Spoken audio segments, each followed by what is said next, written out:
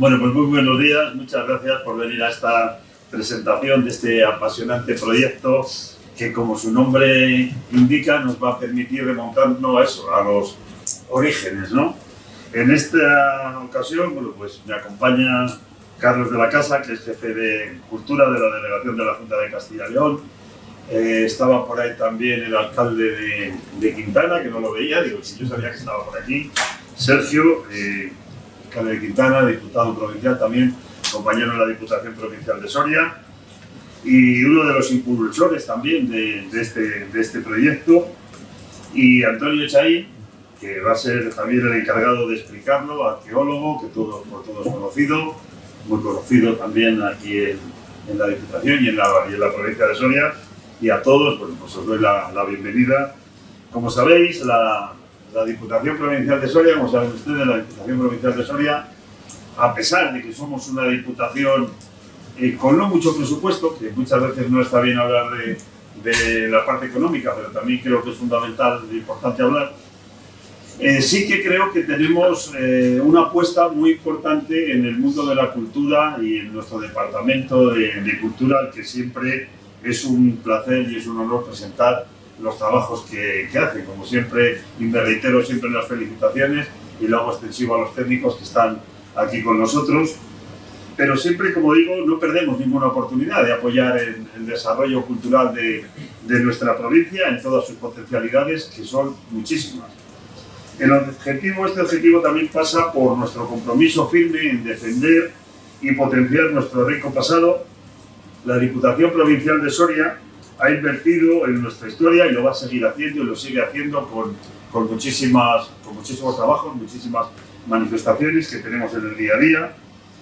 Y muestra de ello es este proyecto que vamos a presentar aquí hoy. Tenemos, como saben, 2 museos provinciales que nos dan muchísimas satisfacciones, como es el Museo Provincial del Traje, el Morón, donde la etnografía y las tradiciones de nuestros mayores se guardan y se atesoran, dándoles a conocer a todas las personas que se interesan por ello. Y también, que es lo que hoy nos trae aquí, profundizando en la historia, tenemos el Museo Magna Mater, creado para proteger y difundir el yacimiento de la villa romana, de la dehesa, de las cuevas de Soria. Este museo es el culpable de que, como digo, de que estemos con este proyecto, muy ligado a nuestro territorio, como nexo de unión también con nuestros antepasados, y de los cuales vamos a conocer y pretendemos conocer mucho más con trabajos como el que hoy traemos aquí.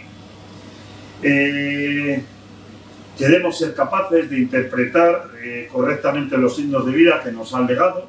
Vamos a ver, yo he visto fotos preciosas de este trabajo, imagino que ahora no he visto la presentación, imagino que en la presentación también las verán.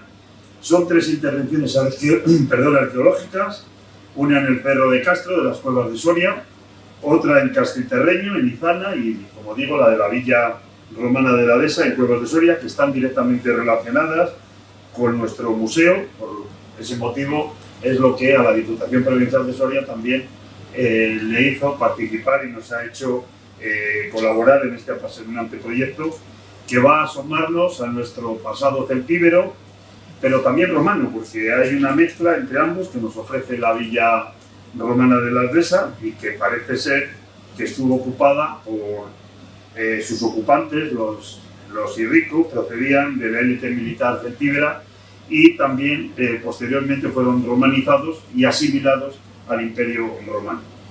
Yo no sigo con este tema de historia, que ahora nos lo van a detallar mucho más, pero sí que quería aprovechar la ocasión de tener aquí a mi izquierda a Carlos de la Casa, que, como saben, le quedan muy pocos días para jubilarse. Y bueno, pues queríamos hacerle una despedida entrañable desde el año 1983, cuando aprobó esa oposición de arqueólogo de esta casa, de la Diputación Provincial de Soria, y que posteriormente estuvo también al frente del Departamento de Cultura de la institución provincial, en el cual estuvo casi una década. Como responsable técnico del Departamento de Cultura, puso en marcha muchísimos proyectos, muchas actividades que hoy día se siguen manteniendo, y además como me ha tocado también muchas veces estar con él en muchos trabajos y en muchas inauguraciones, en muchas actuaciones, pues sé que es una persona que nunca pierde la oportunidad de poner en valor el fantástico patrimonio que tenemos, y eso creo que todos los sorianos tenemos una deuda con Carlos, que hoy aquí no la vamos a saldar, pero vamos a hacer algo que creo que te va a gustar. Y por eso he dicho que te íbamos a tratar bien, cuando he empezado. Tengo aquí un dossier que me han dejado, que te lo voy a regalar, en el que viene un expediente de Carlos de la Casa 1983-2023 de la excelentísima Diputación Provincial de Soria, en el que viene una foto de cuando el señor Carlos de la Casa era más joven. Era más joven. Esto es una prueba de que el tiempo pasa por todos, que además se acompaña con el boletín oficial de la provincia, en el que viene bueno, pues el nombramiento, toda la fase de hasta que está el acta de constitución del tribunal, la realización de la primera convocatoria que se hizo, el anuncio resultando del primer ejercicio de la fase de oposición de la convocatoria para proveer en propiedad una plaza de arqueólogo de esta Diputación a don Carlos Francisco de la Casa Martínez. Bueno, viene también el resultado ya con la puntuación, con la nota del examen, y viene el acta del tercer ejercicio, es decir, viene todo el proceso de selección, y viene también, para que tengas un bonito recuerdo, tu examen. Que por cierto, he estado leyendo, lo digo, voy a ver qué ponían en aquellos.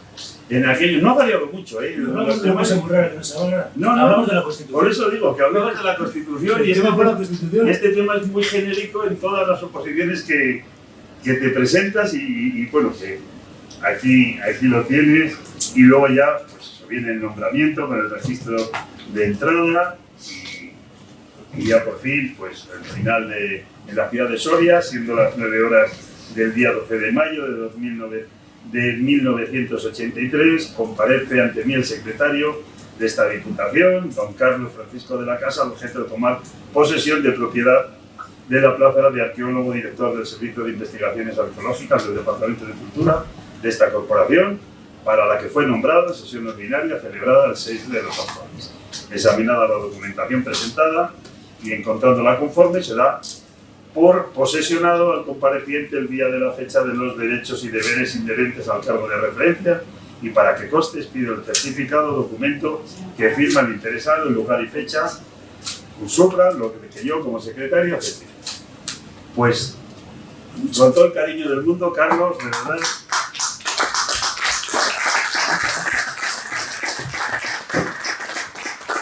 Y eso no quiere decir que le vayamos a perder de vista, que no quiere decir nada de eso, que cuando se llega a esto quiere decir que va a seguir todavía más involucrado, porque ahora va a tener más tiempo de centrarse en lo que es su verdadera pasión, con lo cual no le vamos a despedir, simplemente le vamos a decir que pasa a otro estado, en este caso a su estado de jubilación. Pues muchas gracias, presidente. Yo creo que además, hablando de orígenes, bueno, podemos remontar a esos orígenes de esta Diputación, que fue la única Diputación que ha tenido un servicio de investigaciones arqueológicas en Castilla y León. Se creó, si no me equivoco, en el pleno del 4 de abril del año 81, aunque luego las oposiciones fueron en el 83, yo tomé posesión con un contrato al rendimiento civil de servicios en el 81, y en aquellos momentos, bueno, fue la única Diputación y se pusieron en marcha muchos temas. Ahí está la carta arqueológica que dirigió científicamente mi buen amigo el doctor Jimeno, y a nivel editorial quien les habla. Ahí están los congresos, los 2 simposios de arqueología soriana, y queda uno pendiente, que se aprobó en homenaje al recordado José Luis Argente, que se queda pendiente, presidente.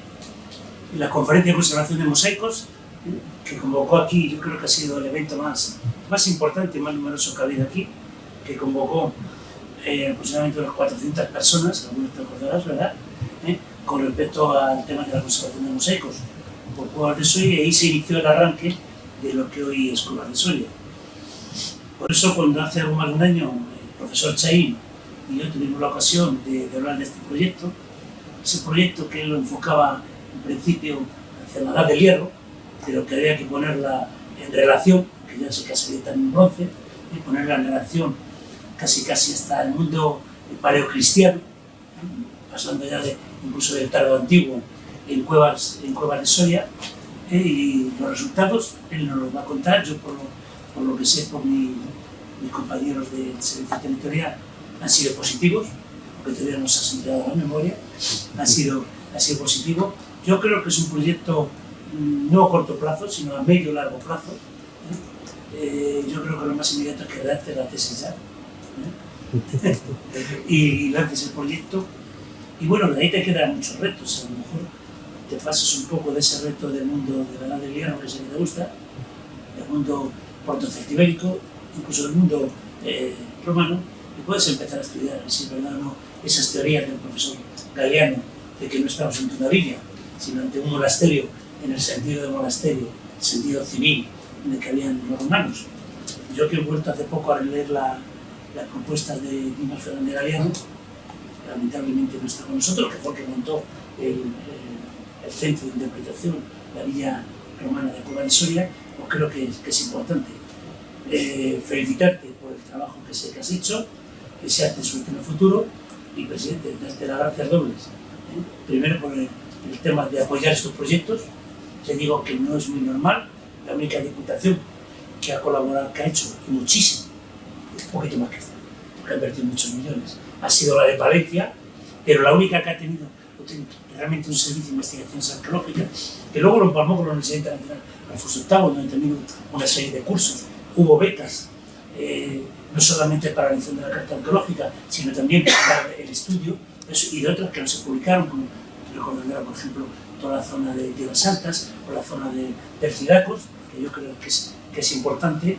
Y bueno, pues veo que afortunadamente seguís apostando por la cultura, en este caso por la arqueología, y darte las gracias por eso. Nada más, muchas gracias.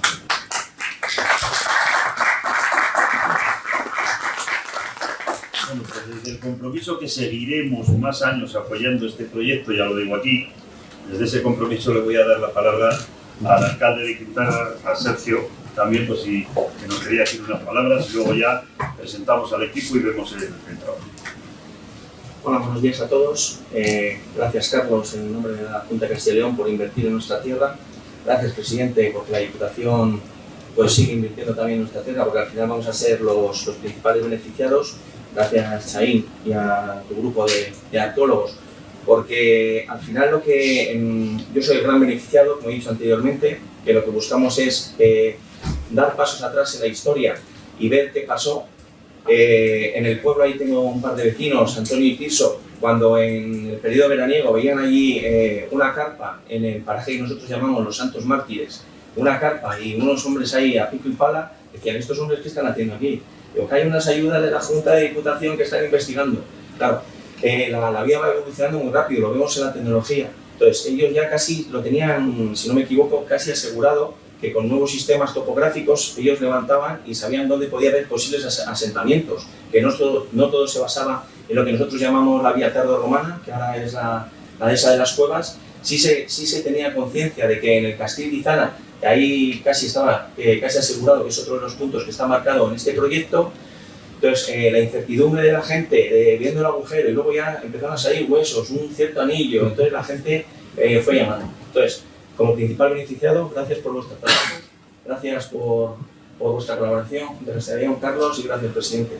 Esperemos que todo esto sea un llamativo más para luego poder hacer una representación virtual, un 3D, y que esa de las cuevas tenga algún aliciente más, que como bien ha dicho Benito, tenemos esos dos museos que yo creo que igual no están a la altura del Numantino, de Numancia, pero tienen en torno a los 12.000 o 15.000 visitantes, que eso para nuestra tierra y para darnos a conocer es muy importante.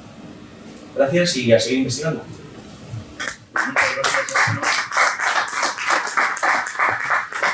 Y ya sin más vamos a presentar al equipo y vamos a presentar también, ya le daremos ahora la palabra también a Antonio para que presenten el trabajo. El equipo está compuesto por Antonio Chaín, Galán, que es profesor y arqueólogo, que lleva 22 años ligados al equipo arqueológico de Numancia, que dirige el profesor Alfredo Jimeno en labores de investigación, difusión y puesta en valor. Lleva medio centenar de direcciones en proyectos de gestión de patrimonio arqueológico. También César Gonzalo Cabrerizo, profesor de arqueólogo del proyecto Soria Románica, medio centenar también de direcciones en proyectos de gestión de patrimonio arqueológico, técnico de cultura del Ayuntamiento durante 4 años, Francisco Rodríguez Plaza, profesor y arqueólogo, una década ligado a los estudios del Neolítico y Compariforme del Valle de Ambrona en el equipo de Manolo Rojo, intervenciones en el Castillejo de Fonsaúco con Fernando Romero, y Daniel Méndez García, experto en grafismo y 3D, profesor de la Universidad Francisco de Vitoria, creador de la empresa Revives, dedicada a la reconstrucción virtual de nuestro pasado, donde destacan trabajos con el equipo arqueológico de Numancia, el Museo del Ejército, el Museo Arqueológico Nacional, el Museo de Ciudad Real y el proyecto Bastida de Total. Este es el equipo, con lo cual yo ya me callo y doy la palabra a Antonio y a todo su equipo para que nos presenten el proyecto que ha realizado.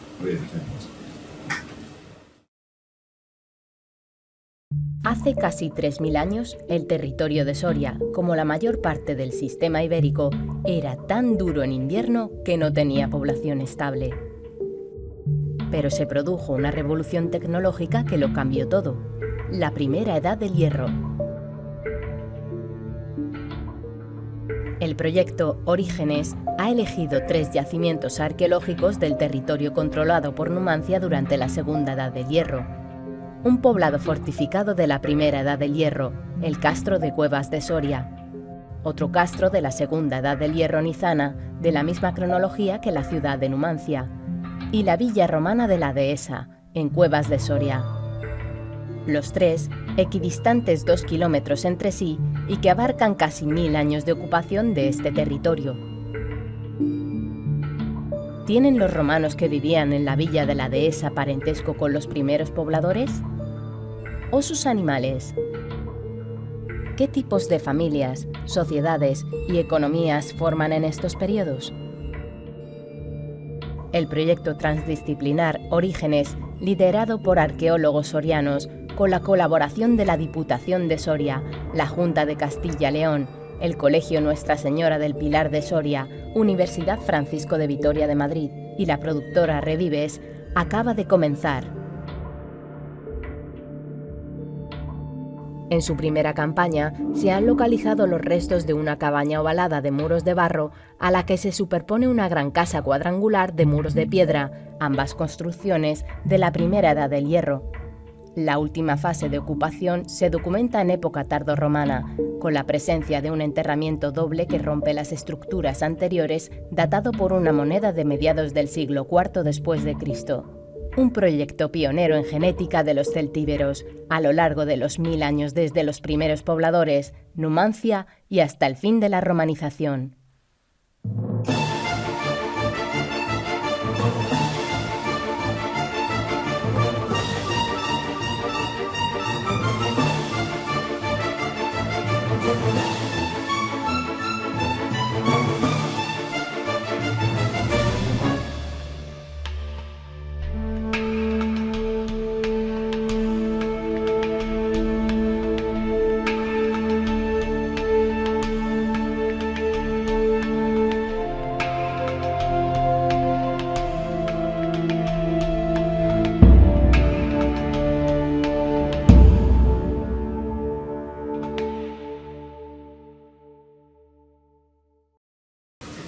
Bien, bueno, pues cuando hablamos evidentemente de un proyecto, yo lo entiendo y entenderé que no hay un equipo.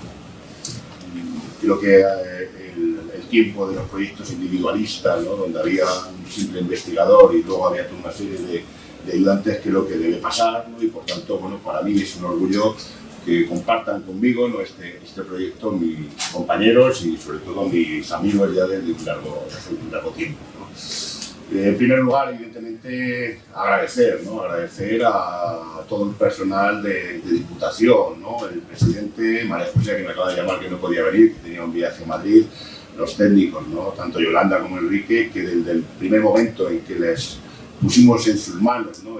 el proyecto de investigación, cuál era el desarrollo, cuáles eran las intenciones y la finalidad, bueno, pues yo creo que quedaron completamente absorbidos por nuestra idea y gracias porque formáis parte del proyecto, ¿no? Eso es una parte muy importante, ¿no? Y sí queremos que siga siendo, ¿no? También, ¿no? Evidentemente, al alcalde, a Sergio de Quintana Redonda, sobre todo la acogida que hemos recibido a nivel humano por parte de la gente del pueblo, ¿no? Es cierto que en un primer momento, ¿no? Fue todo un poco rápido, bueno, llegamos allí, empezamos a actuar y progresivamente, ¿no? Creo que hemos ido calando muy hondo, ¿no? En la sociedad del entorno y bueno, pues ahora tenemos un pueblo completamente unido, dimos una pequeña charla con los resultados y creo, ¿no? que hablaremos al final de ello, ¿no? Pero la implicación de la sociedad cercana, ¿no? En un territorio y en su patrimonio es un elemento fundamental para que cualquier tipo de proyecto pueda ser desarrollado, ¿no? Esto realmente me lo enseñó un amigo y un maestro que fue Alfredo Jimeno, ¿no? En los más de 3 décadas que estuvo en el yacimiento de Numancia trabajando, donde la sociedad cercana, evidentemente, y su implicación creo que juega un papel fundamental a la hora de difundir y conocer ese patrimonio. Evidentemente a Carlos, ¿no? Porque la acudí, ¿no? Cuando empezaba a almorzarse, ¿no? Esa petición de permiso de la Junta de Castilla y León para que nos concediera el proyecto, por sus sabios consejos, evidentemente, y las orientaciones que me dio desde un primer momento. Y bueno, pues que hoy, evidentemente, gracias porque entiendo que poder seguir siendo, ¿no? Una mano en la que apoyarnos, ¿no? Cuando necesitemos algún tipo de consejo. Y también a todas las instituciones que nos respaldan, ¿no? También este proyecto es fruto de un acuerdo de colaboración entre el colegio donde César y yo damos clases, ¿no? Escolapio de Soria, y la Fundación de la Universidad Francisco de Vitoria. Aquí también tenemos a su representante, un convenio de colaboración llamado Patrimonio y Ciencia, donde la idea es aunar, ¿no? Las disciplinas científicas con las humanidades, ¿no? También hablaremos de ello cuando hablemos de las sinergias que se pueden crear con este proyecto. Y evidentemente, y sobre todo, hacer una mención siempre especial a aquellas personas que nos inculcaron, ¿no? Hace ya muchos años, porque ya somos todos mayorcitos, la pasión por una materia como es la arqueología, ¿no? Hemos tenido maestros espectaculares, buenísimos, Manuel Rojo en el Valle de Ambrona, en la Universidad de Valladolid, Alfredo Jimeno, ¿no? Un maestro y amigo, y por tanto a ellos solo les podemos decir siempre gracias, ¿no? Gracias a ellos estamos aquí en estos momentos. Y bueno, vamos a explicar el porqué de este proyecto, ¿no? ¿Por qué este proyecto y por qué en Cuevas del Soria? Hace ya algún año, justo cuando empezaba la pandemia, Alfredo y yo hablábamos, Alfredo Jimeno, de que, lo que ha dicho Carlos, ¿no? Que ya era hora que empezara a hacer la tesis doctoral. Pensábamos que esta tesis se debe desarrollar en las lagunas, ¿no? Que tenemos de conocimiento científico en los diferentes procesos que se han desarrollado en este territorio del Alto Duero durante el primer milenio antes de Cristo. En ese sentido, bueno, nos enfrentábamos a un problema que era claro, ¿no? La mayor parte de las intervenciones arqueológicas que se desarrollaron en la provincia de Soria, pues en esos momentos tenían 20, 25, 30 o 100 años o más. Quiero decir, las preguntas y la metodología usada por la arqueología en estos tiempos realmente no responde a las necesidades que la sociedad hoy demanda de este tipo de actividades. Por tanto, bueno, nos surgieron la necesidad de generar estudios microespaciales, ¿no? Para el de ahí poder ir aumentando el zoom para generar estudios grandes a nivel global, ¿no? Lo que llamamos, ¿no? El título de la materialidad, es decir, del objeto, ¿no? A la Tierra, al paisaje. Así que necesitábamos un territorio de estudio que albergase una larga secuencia temporal. Y bueno, pues la clave de que hoy este proyecto se desarrolle en el entorno de Quintana Redonda, lo habéis dicho muy bien vosotros, lo ha dicho muy bien Carlos, es un hallazgo que se produjo fortuitamente hace algún año, que es una estela funeraria, donde curiosamente la onomástica, una estela tardía del siglo III o IV después de Cristo, donde esa onomástica nos hablaba de un componente claramente indígena, es decir, una familia, los hídricos, como Celtibérica, y además estaba dedicada a un dios, el dios Seguro, el dios jabalí del mundo céltico. Esto nos llevaba a hacernos muchas preguntas, ¿no? Quiero decir, ¿qué ¿Cuál es la idea? ¿Vale? Para que veamos un poco cómo funciona, porque justo en la Villa Romana de las Cuevas hay una especie de monograma. Monogramas es el símbolo con el que se identificaría la familia propietaria, que hasta que no se encontró la estela no se pudo interpretar. Pero ese monograma tiene claramente marcadas 3 letras, la I, la R y la C. Por tanto, asumimos perfectamente que esos hídricos, esa estela dedicada, por tanto, pertenecían al mismo grupo y seguramente fueron los dueños de la villa durante un largo periodo de tiempo. En este sentido, en este territorio también tenemos otros 2 asentamientos, ¿no? El Cerro de San Cristóbal, como se conoce en el inventario de bienes arqueológicos, ¿no?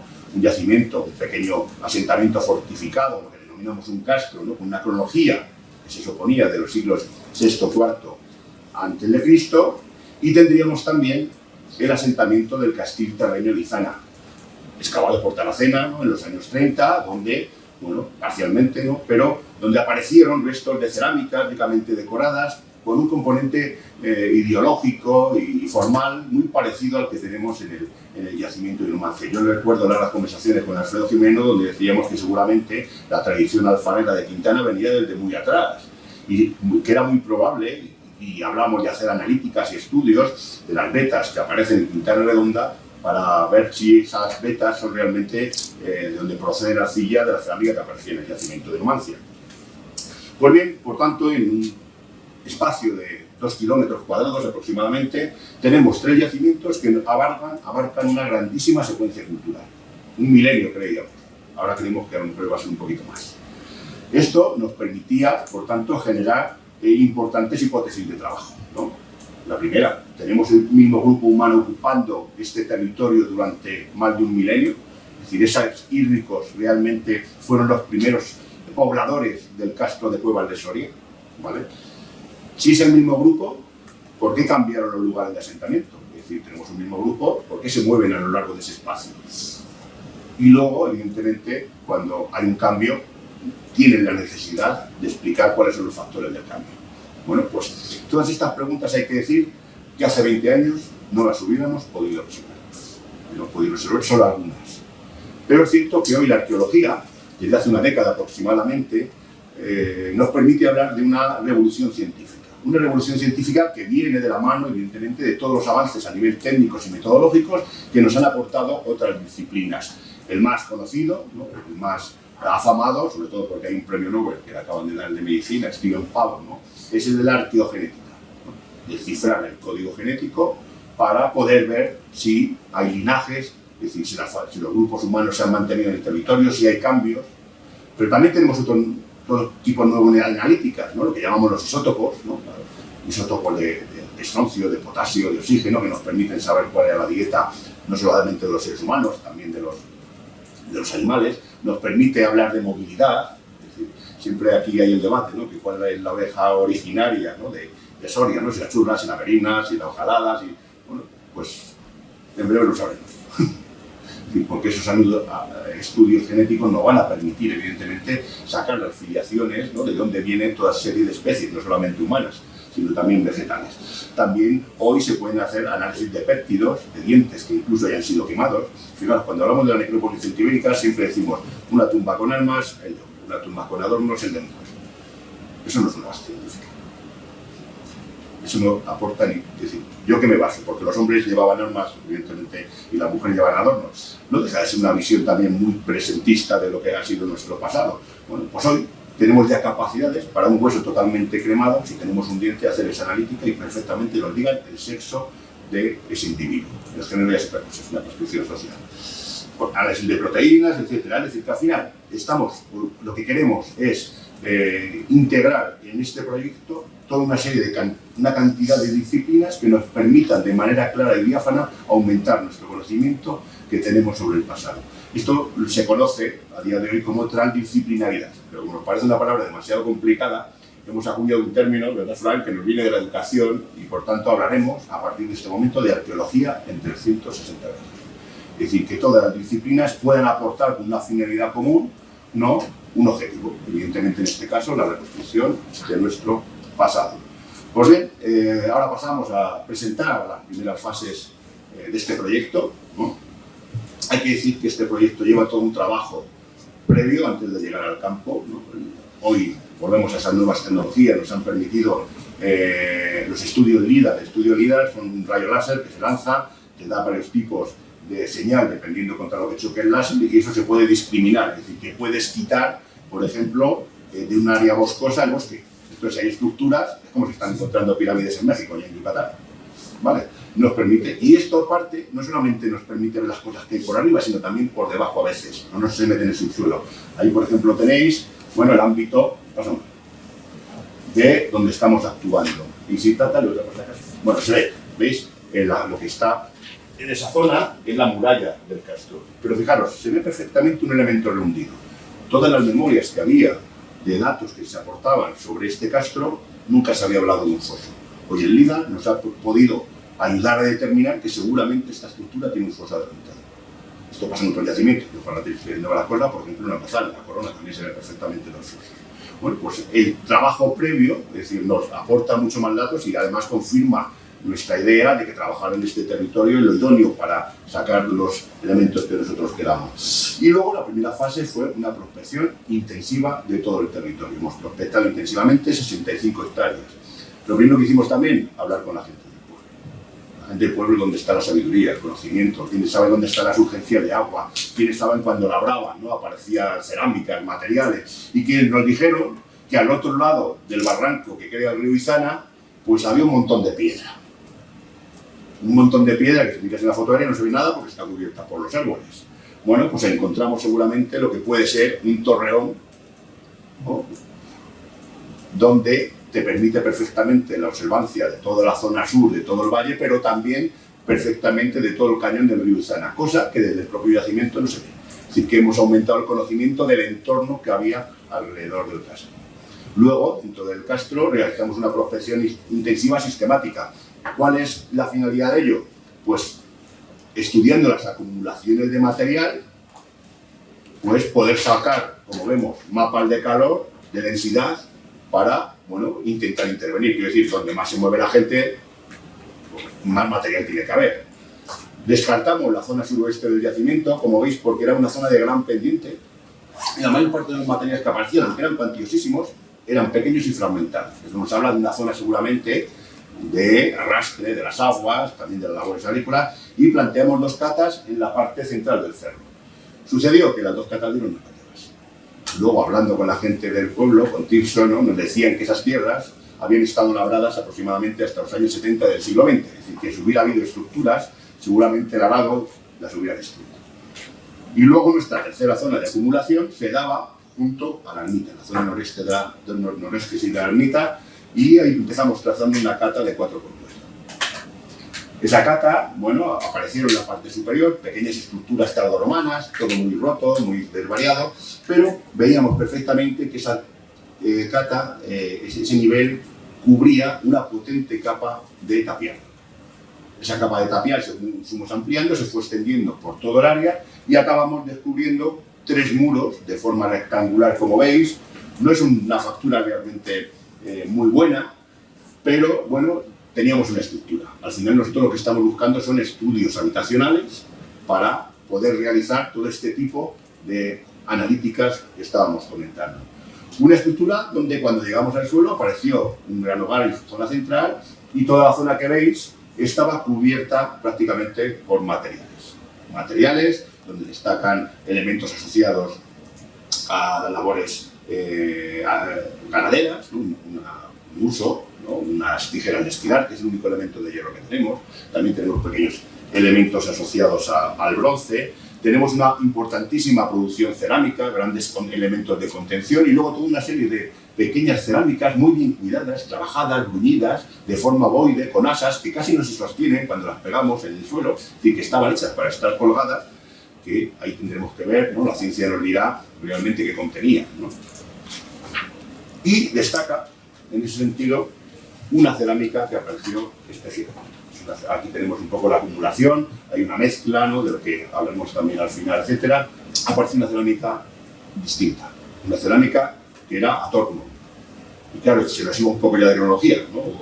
Nos daba la impresión de que podían estar los elementos cruzados. Bueno, pues es una cerámica que cuando hemos empezado a estudiarla procede del mundo mediterráneo. Una cerámica procedente de lo que se llama de la zona de Andalucía, del Mediterráneo antiguo, del Ibérico antiguo. Se fecha cronológicamente en el siglo VI. Hace poco, 2 días y ayer tuve conversaciones con un importante investigador de la Primera de Hierro, como es Alberto Arenas, y me dijo que tuviéramos cuidado porque él conocía cosas mucho más antiguas de ese tipo de cerámicas. Así que tenemos un poco la mosca detrás de la oreja. Ahí la tenemos, ¿sabéis? Es decir, es una preciosidad, decorada también al interior, tiene decorada su parte inferior, hemos sacado ya las analíticas para hacer las muestras. Y bueno, quizás, ¿no?, lo más singular de esta excavación ha sido lo que denominamos, ¿no?, amigablemente fantasmitas, ¿no? Ese objeto que tenemos ahí, toda una serie de pesas asociados a la techumbre de la casa, y en total dentro de esta estancia aparecen 17 de ellas, ¿vale? Tienen 2 agujeros que atraviesan la mayor parte de ellas de lado a lado y son elementos que sirven para fijar la cubierta, ¿no? Tú lo que haces es una cubierta vegetal, te das cuenta que en arqueología lo que aparece y lo que no aparece nos da información, ¿no? En la excavación no apareció ningún elemento que pudiera formar parte de la cubierta, salvo algún madero. Pues evidentemente la cubierta estaba hecha de componentes vegetales, ¿no? Y esto con el paso del tiempo se pudre y desaparece. ¿Qué nos ha quedado? El tensor de la cubierta. Como decíamos, en total 17. Y bueno, y luego, cuando ya creíamos que habíamos acabado, empezamos a levantar ese material y curiosamente aparecieron los restos debajo de una cabaña de forma semicircular. Una cabaña de barro, acabada parcialmente, todavía no hemos acabado. Y ahí lo dejamos, ¿no? Porque realmente vimos que teníamos necesidad de seguir ampliando en ese recinto, pero ya se nos acababa el tiempo de excavación. Y bueno, en unas ampliaciones que llevamos, uno de los muros que teníamos, el de la parte oeste, parecía que estaba roto. Nos habían informado la gente del pueblo que se habían realizado en el Castro excavaciones clandestinas. Entonces dijimos, bueno, pues aquí habían metido un detector, ha hecho una fosa y ha sacado lo que hubiera. Y nuestra sorpresa cuando bajamos es que aparecieron asociados a una moneda tardorromana, ¿no?, de Constancio II, en torno a 350 después de Cristo, aparecieron 2 enterramientos. Los enterramientos, uno que parece de un individuo joven, ¿no?, y otro que parece de un adulto. Adulta, esto es la ciencia, nosotros no podemos hacer a priorismo. Pero es muy curioso que en la ermita que está al lado, esa ermita entre su fábrica tiene una lápida romana. Una lápida romana dedicada a Valeria Titulia y a Valeria Ata, de 12 años. Y se la dedica su hija y hermana. Mucha casualidad tendría que ser que las 2 personas ahí enterradas, una grande y otra pequeña, fueran las personas a las que hace referencia la lápida. La arqueología tiene muchas coincidencias. Volvemos a decir lo mismo, la ciencia nos dirá si sí o si no. Entonces, bueno, pues este hallazgo creemos que para las preguntas que nos hacíamos al principio es de suma importancia. Este resultado, nosotros lo contábamos con ellos, y aquí le tiendo la mano, ya ha dicho que sí, ¿no?, al presidente, para intentar realizar análisis de todo tipo, esos 2 enterramientos a nivel genético, etcétera, para empezar a coger esa base de datos lineal que nos va a poder permitir decir si sí o si no es el mismo grupo humano el que ha poblado ese territorio durante más de un milenio. Porque claro, si tenemos una cerámica del siglo VI debajo de una cabaña, como bien ha dicho Carlos, a lo mejor nos estamos yendo a bronces y habrá que determinar qué bronces, porque también ha aparecido una zuela y un hacha de fibrolita. Entonces, bueno, no, pinita, vamos a ver. Por tanto, bueno, al final, aquí hay varios elementos. ¿Qué lleva a gentes que viven de miedo en la Villa Romana? La Villa Romana tiene un empaque considerable, a enterrarse en el castro de las Cuevas de Soria. Un castro que fue abandonado en el siglo IV después, antes de Cristo. Es decir, como 1200 años después, como casi 1000 años después, te vas a enterrar allí. Y creo que aquí está la importancia de esa respuesta. Es decir, de la memoria que puede tener el paisaje, de la memoria que tiene que tener el territorio, y de que esa gente seguramente ese cerro lo consideran como parte de su ideología, de su memoria, y lo siguen rememorando. Cuidado, ese cerro, la memoria sigue siendo presente, ¿no? Y estuvimos, ¿no?, este año por primera vez en la romería que se hace a las Cuevas de Soria, donde se leen los salmos a los cantos mártires. Es decir, que esa memoria sigue viva en el territorio. Me comentaba también Tirso, ¿no?, y su hijo Antonio, que curiosamente cuando excavaron la bañera que hay en Cuevas de Soria, en la villa, apareció un enterramiento medieval dentro de la bañera. Bueno, estamos hablando de que la gente en el territorio realmente lo aprovecha al 100%. Y esto nos lleva también a seguir generando, por tanto, proyectos y sinergias. Creo que esta tierra realmente requiere muchas veces del aporte de muchos grupos, ¿no? Hoy hablamos ya bien que estamos formalizando un proyecto transdisciplinar también con la Universidad Francisco de Vitoria, donde se van a unir la apuesta que habías dicho, ¿no? De la gente que hace videojuegos con la gente de humanidades. ¿Para qué? Para intentar empezar a crear un museo virtual que nos sirva de base seguramente, y ahí se lo he hecho a los técnicos de la Diputación, una remodelación de lo que es la propia visita a la Villa de las Cuevas. Es decir, es entendible, solo si es entendible a través del espacio, del tiempo y del paisaje y de la gente que los habitaron. También en el centro donde estamos están desarrollando proyectos sobre ciencias y arqueología. Ayer hablé con un miembro del CSIC de Doñana que estaba interesado también en ese tipo de análisis genéticos sobre la fauna, ¿vale? Y bueno, Tierra Quemada siempre nos ha prestado el GPS centimétrico, ahora se ha dotado de un escáner 3D que nos va a prestar para poder reconstruir todos esos materiales. Por tanto, bueno, creo que estamos al principio de un proyecto apasionante, ¿no? Y que gracias a la Diputación, y esperemos que por muchos años, podemos mantener. Y ya simplemente un elemento final, ¿no? Todo esto a raíz de lo que ha aparecido en Barahona, ¿no? Furtivo, saqueando, un delincuente evidentemente saqueando el patrimonio. Y creo que los arqueólogos tenemos una labor muy importante, que es la de educar y concienciar a la gente del valor que tiene su patrimonio histórico. Es decir, nosotros no solamente investigamos, ¿no?, para generar conocimiento, ¿no? Creo que la difusión y divulgación de este conocimiento es esencial para la gente, para que la gente proteja y cuide su territorio. Es decir, algo que no conocemos no lo podemos proteger. Solo lo que conocemos, lo que queremos, lo podemos proteger. Y creo que es una labor, aparte de las instituciones, la tenemos que llevar a cabo los arqueólogos. Nosotros, por tanto, estamos comprometidos para en este territorio de Quintana Redonda, Cueva de Soria y Zana llevar a cabo esta labor.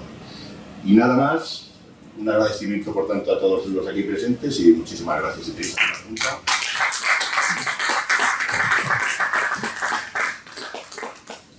El enterramiento, Chay, ¿cuánta gente hay ahí enterrada?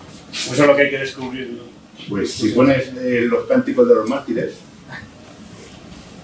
es decir, la ermita de los mártires que se hace allí, se hace la ermita arriba porque dicen que excavaron y encontraron los restos de 4 mártires. Es decir, que esa memoria de la que hablábamos, ¿vale?, seguramente nos habla de que en el pasado se han encontrado más restos humanos en esa zona.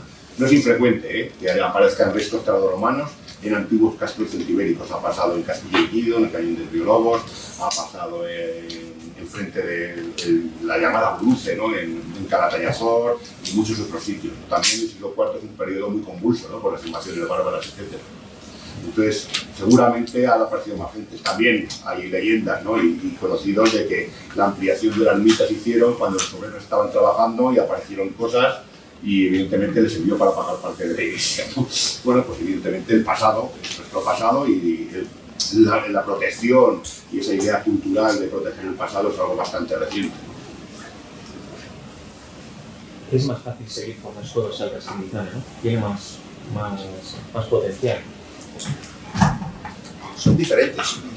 Yo los veo por las cuevas, porque en principio es más antiguo, pero deberíamos continuar por el Castellizana. Lo que me da de cuánto nos detenemos en las cuevas. Porque en esta excavación nosotros planteamos pues, una situación pequeñita, a ver si con suerte localizamos alguna habitación, alguna casa, algún resto, y la verdad es que hemos encontrado, yo creo que casi todo lo que se puede encontrar en un casco, pues lo hemos encontrado. Más guay, como ha dicho Antonio, pero en algunos hay enterramientos, los autoenterramientos. En algunos hay cosas más antiguas, que lo hemos encontrado, ¿no? Entonces, nos vamos a detener un poco en las cuevas, pero el proyecto es hacer un estudio de todo el paisaje. Vamos a visitar un poco a Fusil, un poco a las familias o a ese grupo que se mueve por el paisaje, o distintos grupos, ya veremos. Pero entonces depende cómo den los resultados y si tenemos posibilidades, poder seguir excavando, pero sí, ahora tenemos que terminar lo que hemos empezado en las cuevas y luego el caso es tal. Y después también mirar a ver si nos vamos a utilizar con el mundo romano en la villa de la dehesa en Cuevas o incluso en el mismo Quintana. Sabes que en Nevero o en algunos sitios allí hay también cimientos romanos. El proyecto tenía un reto bastante importante, que es en el momento en que vas a hacer una arqueogenética, necesitas encontrar individuos, restos humanos. Esa era la dificultad. Tampoco hemos diseñado, y así lo vamos a hacer, restos óseos, pero sobre todo restos humanos. Y todo tenía una secuencia. Vamos a empezar con ese Castro de las Cuevas, seguimos en esa continuidad que decía Antonio, de más de 1000 años de secuencia, y vamos a ver esa continuidad. Para poder tener esa continuidad tenemos que intervenir en los 3 yacimientos, porque son 3 yacimientos de 3 cronologías diferentes.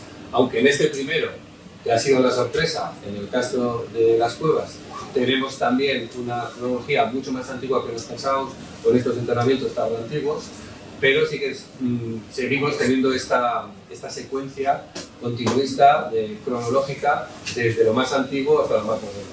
Y la idea es seguir con este planteamiento y tener la suerte, porque la verdad que en el mundo arqueológico, lo sabéis, tú abres y a ver qué hay debajo, y hemos tenido mucha suerte. Los 2 primeros intentos fueron negativos, pero bueno, el tercero ha sido un total acierto, y hemos tenido esa suerte también, porque podía no haber salido nada y ahora mismo al final yo creo que no estamos aquí. Si tienes una buena metodología, la metodología al final da sus resultados, y en eso lo teníamos bastante claro, ¿no? Usando una buena metodología, los resultados iban a ser, hombre, no cuantitativamente una secuencia tan larga, ¿no? En el mismo sitio, en el mismo lugar. Y bueno, por eso le hemos dicho al presidente, ¿no? Que al final pues tenemos 2 muertos por analizar, ¿no? Mucho trabajo. A mí desde el desconocimiento es que lo que se destaca cómo se está. Eso es una siguiente, sí, eso es una siguiente, quiero decir, una cosa es evidentemente la investigación y otra cosa es la puesta en valor. La puesta en valor evidentemente tendrá que llevar caminos paralelos, ¿no? Si no, nos pasa en todos los yacimientos del mundo, ¿eh? Hay zonas que en Numancia 2 manzanas excavamos, Numancia Santa Bárbara. Bueno, hay que ver cuáles son los elementos que queremos resaltar y la información que queremos transmitir. Evidentemente, muchas veces pasa, ¿no? Abres con una idea de tapar y los restos que hay tienen tal cuantía que, bueno, pues ese proyecto deriva a otro proyecto que se puede hacer, ¿no? Bueno, pues poco a poco vamos a ir pasando fases, ¿verdad? ¿Qué dice el contrapunto? Que mira al investigador y lo que quiere la administración, que es el turismo. El yacimiento más importante que hay en este momento son esta reunión. El bronce son los túmulos, que están tapados, tienen intercultural, pero evolucionó toda la cronología.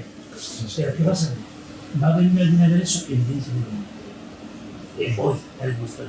Mañana a lo mejor te evoluciona, se sabe todo. Por eso, pero bueno, turísticamente tenéis la vía hermana.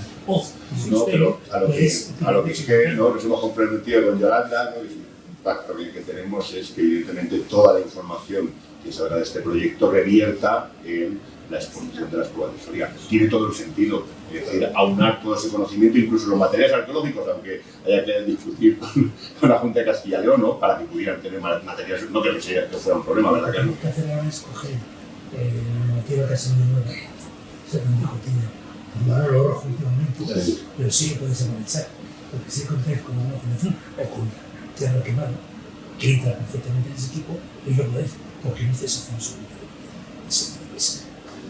Y eso por esta cultura mucho más amplio. No solamente vas a investigar por investigar, aunque eso con esa normativa de color pero pues estás haciendo algo mucho más que este mundo socioeconómico del paisaje. Y luego volvemos a lo siempre, es decir, en estos territorios la cultura del patrimonio es un motor cultural más. Hablamos de las sinergias. Cuando tomes elementos, sumemos. Yo realmente me quedé gratamente sorprendido de la iniciativa que hay en Cuevas de Soria. Gente joven, gente que vive allí, gente que estaba por la labor, es decir, gente que nos ha apoyado. Cuando se han dado cuenta de lo que estábamos haciendo, pues claro, el primer día un poco de prisa y corriendo, y había propiedades particulares que estuvimos en el ayuntamiento, ¿te acuerdas? Y llama pero ¿y qué vais a hacer? Pues, con toda la razón, ¿no? Entonces, una vez que te integras en el paisaje como humanos que somos, pues formas parte de él y bueno, es alucinante como yo me recuerdo mucho, ¿no? Los inicios en Numancia con Alfredo I, ¿no? Al principio la gente hacía así, luego ya vale, y luego ya se involucra de una manera brutal, lo entiende, lo protege. Ya te digo yo que cuando aparezca un Evolute Detector como aparecía hace 8 años, y aparezca para Barcerámicas a la esta, yo digo yo que aparece el Seprona los números. Y es eso de lo que estamos hablando, ¿no? de que nuestro patrimonio se ponga en valor, que sirva para explicar cosas. Hoy la ciencia nos permite aumentar una cantidad enorme de información que vamos a poder transmitir y bueno, pues... Estudiar esas bases que explican perfectamente. Si no lo ibas explicando, lo que se ha explicado, parte del motivo, para esto va a ser posible. Sí. Oye, pues muchísimas gracias y... No quisiera decir algo, Yolanda, es que nos hemos pegado la turna, ella y yo, y ella también con María José durante... Sí, la idea es explicar por qué es de lagunas que teníamos a nivel de investigación. Es decir, está muy mal explicado, porque realmente, fijaros, en Soria, Numancia y alguna cosa que ha salido así rápida, no se ha excavado ningún yacimiento celtibérico en 25 años, y sistemáticamente nada. Lo que acabó en el rollo Fernando Romero, etcétera, son visiones muy parciales. Por eso siempre la base es ir al microespacio, pero el microespacio es la casa.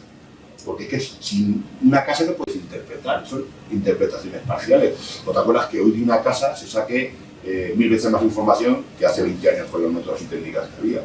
Entonces, también lo que decíamos, pues si están en las cuevas y se van a Castilterreño, que está a 2 kilómetros en Inerta, ¿por qué se van? ¿Qué factores influyen? Y ahí tenemos que hacer análisis de polen, análisis ambientales, reconstruir el medio ambiente, ¿para qué? Pues para, evidentemente, si hay un factor, quiero decir, se ve claramente una generalización del hierro en la senda del hierro, porque en Izana están todos los materiales que hay en el Museo Numantino son de hierro, y sin embargo nosotros hemos encontrado un hierro, unas tijeras. Esa generación les va a permitir roturar nuevas tierras y por tanto se mueven un poquito para que esas tierras labrables, que son toda la vega de Lizana, esté al lado. Esa es una hipótesis, pero no lo tiene que corroborar la ciencia. Eso te lo cambia todo. Claro. Hoy la crisis de Fernando Romero Claro. cambiaría radicalmente y en positivo. Por eso la ventaja de no agotar los yacimientos. Sí, y por eso es una cosa que hablaba, hay que excavar poco y bien. Es decir, dos muertos. Analíticas, todas. Todas. Cuando lo hagan, tendrán unos métodos que estos métodos de hecho paleontología. ¿Qué permitiría Chain, a ver si yo me entero, descubrir esa investigación del ADN o esas pruebas? ¿Qué nos permitiría, a qué nos permitiría responder? Pues, por ejemplo, lo primero, ¿Qué queréis saber? es importantísimo, es decir, nosotros estamos cogiendo información, pero a día de hoy estudios de ADN se están haciendo en todos los sitios. El tema es que si no se excava en el mundo celtibérico no tenemos analíticas de la cultura celtibérica, no tenemos analítica de los celtíberos. Pues bueno, pues es el primer paso. Es decir, si yo, es muy común, Carlos lo sabe, por ejemplo, en el Castillejo de Forizorufo, debajo de los suelos de las casas aparecen normalmente, de vez en cuando, enterramientos infantiles. Pues fíjate, si debajo de la cabaña tenemos un enterramiento infantil y tenemos un muerto del siglo IV, hacemos ADN y esos ADN concuerdan, evidentemente nos hablarían del mismo grupo humano poblando ese territorio. Esa hipótesis la tendríamos confirmadísima, que ya sería realizar muchos servicios, pero bueno, es un poco también el objetivo. Pero no solamente a nivel que hablábamos de las personas, los propios animales. Es que a lo mejor tú no encuentras la afiliación a través de las personas, pero cabras seguro que vamos a encontrar y ovejas en todos los yacimientos. Pues si es la misma oveja, también puede ser posible que vaya asociada al mismo grupo humano. O si en el mundo romano llega un tipo de oveja distinta. ¿Eso qué significa? Pues que evidentemente Roma empieza a imponer sus propios cánones e empieza a importar elementos en esos intercambios culturales que Roma no solamente fagocita y quita de los demás territorios, sino que también aporta. Bueno, pues eso es lo que nos tiene que dar ese proyecto. Evidentemente, hablamos de un proyecto a medio y largo plazo, ya lo ha dicho también el presidente, y creo que debe ser así. Y también sabemos muchas veces que los plazos que lleva la investigación son un poco diferentes, ¿no?, a los que llevan las instituciones. Bueno, pues hay que ver cómo juntamos ambas cosas, ¿no?, para hacer una cosa común y de futuro y a largo plazo. Bueno, pues muchas gracias.